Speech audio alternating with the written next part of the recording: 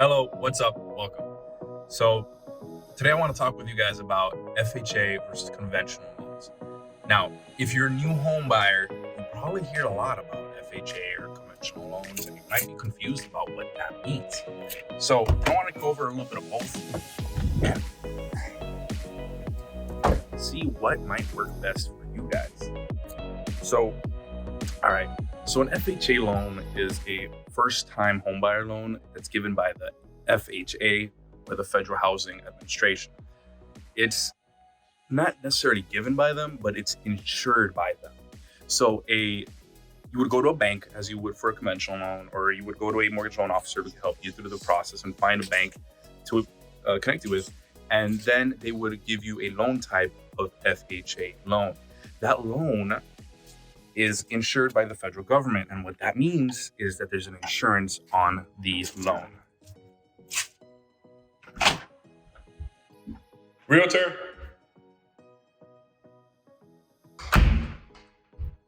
All right. So this is a rental we got right now. Check out this remodel we got going. Let's see if I can flip this. Doing a good job with it.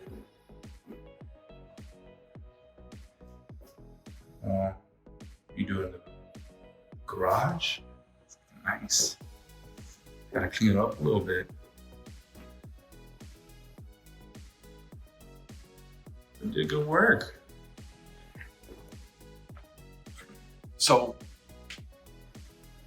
you get this loan and you hear a lot about it because it's pretty beneficial to people who have lower incomes or who have a lower credit score, or people who might not necessarily have a lot of cash on hand to close a deal. Right now, look at this. Now they're focusing on like these white, bright colors, right? And they look great. Check it out. So an FHA loan is most well known for allowing renters. An FHA loan is most well known for allowing buyers to get in with a 3.5% down instead of that 20% that you might have heard about in the past. Now, that sounds amazing, and really, it's a great deal, right? But there is a caveat to that, and that is that you have to pay insurance on that loan every single month. It's a mortgage insurance, right? And so that's what allows banks to lend onto these, in their eyes, subprime, what would be subprime candidates, right? It's the fact that the government says, hey, look, I'll insure your investment in these people so that they can get a loan for their first home. And the insurance will actually get charged to the person who takes out that loan. Got some stuff in the garage we got to get rid of too.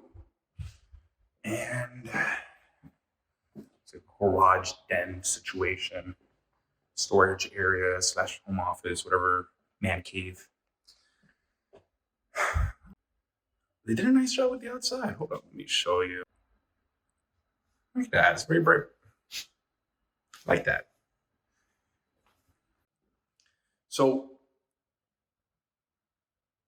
if you're gonna buy a new house, on conventional, you might have heard about the FHA loans, and you might even be thinking, "Damn, that's a good opportunity for me to start." And for a lot of people, it actually is. It's a great way to start. But that insurance that you have to pay every month doesn't go away. That will stay on for the lifetime of the loan. That will, from the first payment to the last payment, 15 or 30 years later, you will still have that insurance on your loan. That's an extra added cost, a more expensive mortgage than you would get if you got a conventional loan, which is why now that we get to the second part, conventional loans, I prefer the conventional loans to the FHA, right? A conventional loan, you don't need 20% down. A lot of times you will hear that, and that is used as a standard for what you should put down. But you can get into a conventional loan with as little as 5%. It happens all the time. People do it every day. You will still have a private mortgage insurance, but the difference is this mortgage insurance goes away, right? This mortgage insurance will disappear once you hit that 20% mark on your equity in the house. Now, or I'm sorry, on your equity in the loan. But it goes away. And that's the biggest thing. Because if you have a loan and you have to pay more an insurance to someone, why would you want to do that for so long? For 30 years, that's a long time to have a insurance that you don't necessarily need on your property, right? That's an added cost every single month. So while an FHA is a loan is a great way to get into investing, it oftentimes, or into a home of your own, it oftentimes isn't the best way to do it, right? The best way, in my opinion, is to go with a conventional loan. It's a nice little quiet neighborhood. South Florida, Miami, suburbs. You know, for Miami, a lot of times you think of these crazy neighborhoods, busy streets. And for the most part, that is the case. You will get a lot of congestion and noise a lot of times. But then you got neighborhoods like this. Where you don't really get much noise. Commotion. It's a great place to raise kids. And you can't beat that, honestly. This neighborhood in particular, it's being rented out. We have a unit here that's being rented out right now. And it's got a beautiful, beautiful lake. Here, let me show you. Check that out.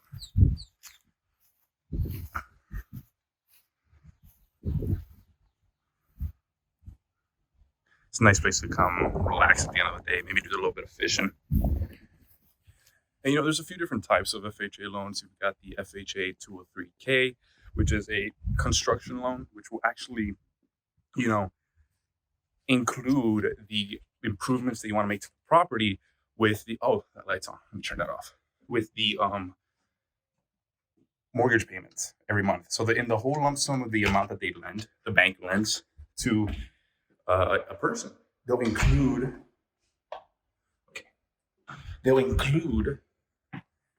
the improvements of the property. So if you want to buy a house but it's a little beaten up, an FHA 203K would be a good option because they will actually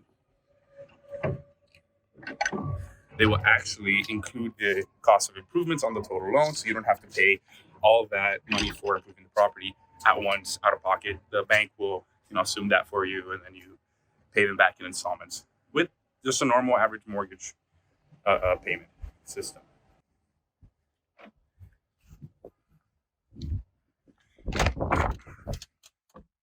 Okay. Let's get moving. Now I gotta go out to Coral Gables and pick up a check for a client, which could take a little bit. But today's a lot of running for me. Okay, so the second type is that FHA 203B, right? FHA has a bunch of different options for it, but the most well-known are FHA 203K and FHA 203B. The 203B is that one that you've heard the most about, probably. It's the just standard, I want to buy a house. I only have 3.5% down to put down, and I have kind of bad credit, right? They'll help you out. They'll insure your loan, and you have to pay that insurance premium every single month for that loan. It's a great option for a lot of people. I'm not going to lie, but if you can, and I feel like a lot of people can, just put up that extra 1.5% and get a 5% down payment on a conventional loan, right? You might have to wait a little longer, maybe work on your credit a little bit, but it's worth it, right? Because you're not going to have that added, frustration of having to pay an insurance premium for 30 years, right?